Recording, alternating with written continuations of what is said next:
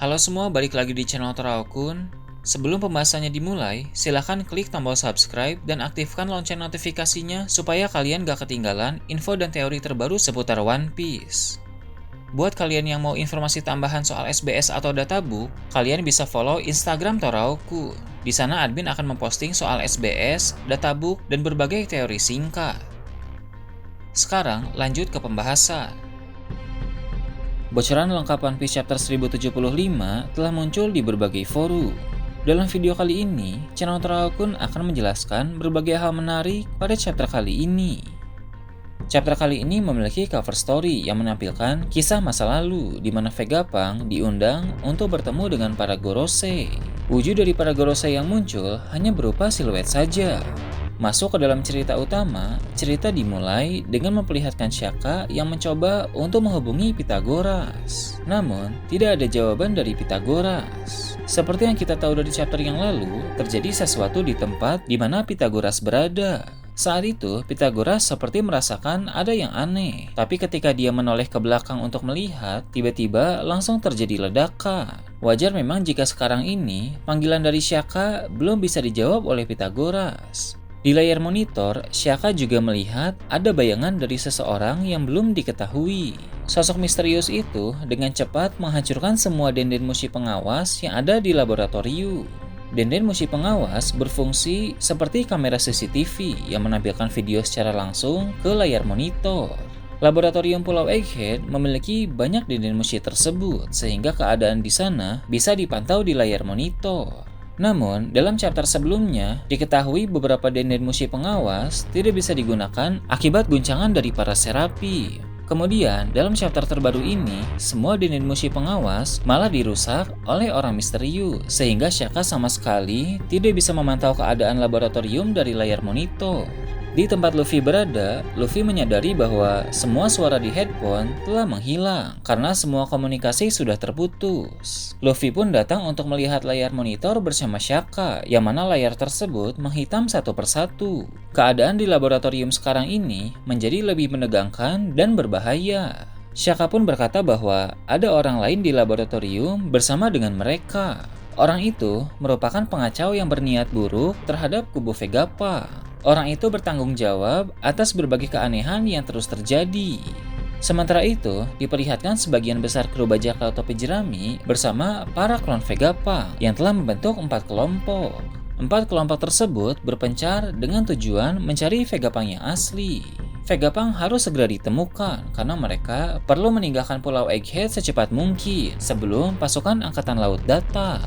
Memang masih ada masalah terkait kubah Frontier Dome yang menutup, tapi masalah itu bisa diurus nanti. Yang paling penting sekarang ini adalah mencari Vegapunk yang asli.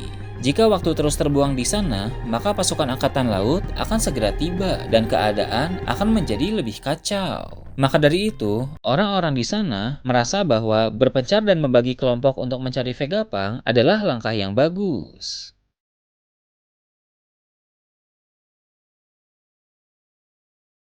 Kelompok pertama terdiri dari Brook, Nami, dan Edisa. Nami berhasil menemukan harta karun, yaitu berlian buatan manusia.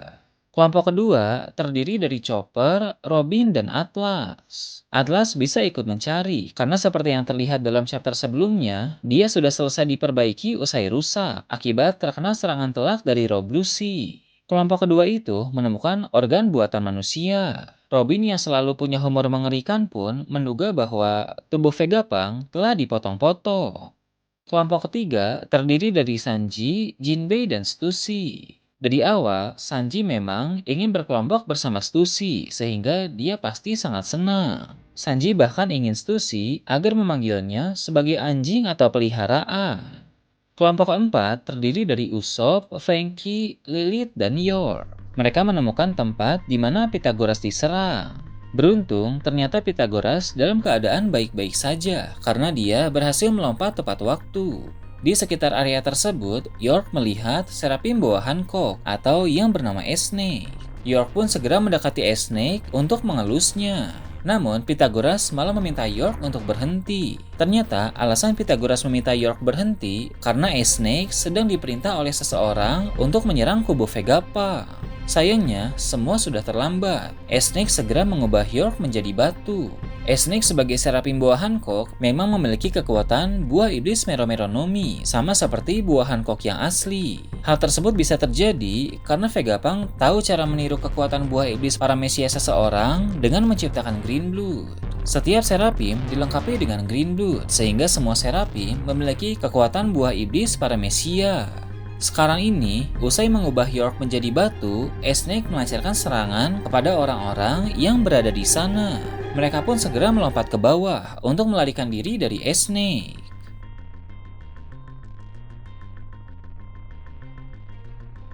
Setelah itu, fokus cerita berpindah ke ruang kontrol.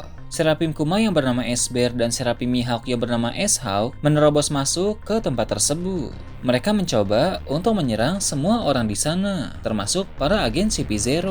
Shaka memerintahkan dua serapim itu untuk berhenti, tapi tidak berhasil. Mereka mengeluarkan serangan laser, sehingga Luffy dan Zoro harus menggendong Rob Lucy, Kaku, dan Shaka agar terhindar dari serangan tersebut. Begitu mengetahui bahwa perintahnya untuk menghentikan Serapim tidak berhasil, Shaka langsung menyadari bahwa orang yang mengendalikan Serapim sekarang ini adalah salah satu cloning Vegapunk juga. Sebab semua cloning Vegapunk memiliki otoritas yang sama untuk mengendalikan Serapim. Jika seorang cloning telah terlebih dahulu memerintahkan Serapim untuk melakukan sesuatu, maka cloning lain tidak bisa memberikan perintah yang berbeda. Jadi, Shaka sekarang ini tidak bisa berbuat apa-apa. Jika memang orang yang memerintahkan Serapim untuk menyerang adalah salah satu cloning Vegapunk, maka dia merupakan pengkhianat. Dia juga adalah sosok misterius yang terus berulah sejak chapter yang lalu. Walau untuk sekarang identitas spesifik dari pengkhianat itu belum terungkap, tapi kemungkinan besar dia adalah Edison. Sebab Edison merupakan orang terakhir yang diketahui mengambil alih kendali Serapim saat Serapim masih berada di luar laboratorium.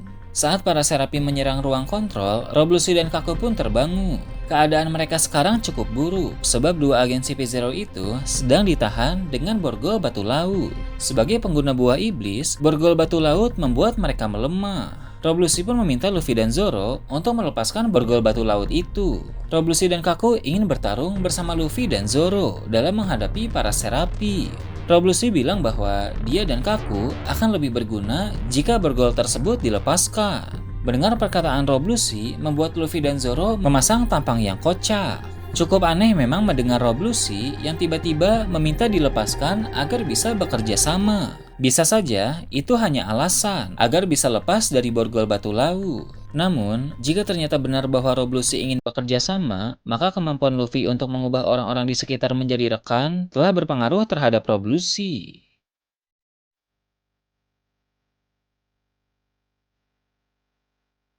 Nah itu tadi berbagai hal menarik pada chapter 1075. Gimana menurut kalian? Silahkan tulis di kolom komentar di bawah.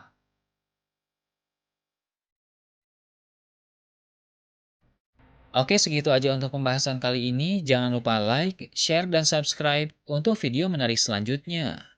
Gue Toraukun, Shambles.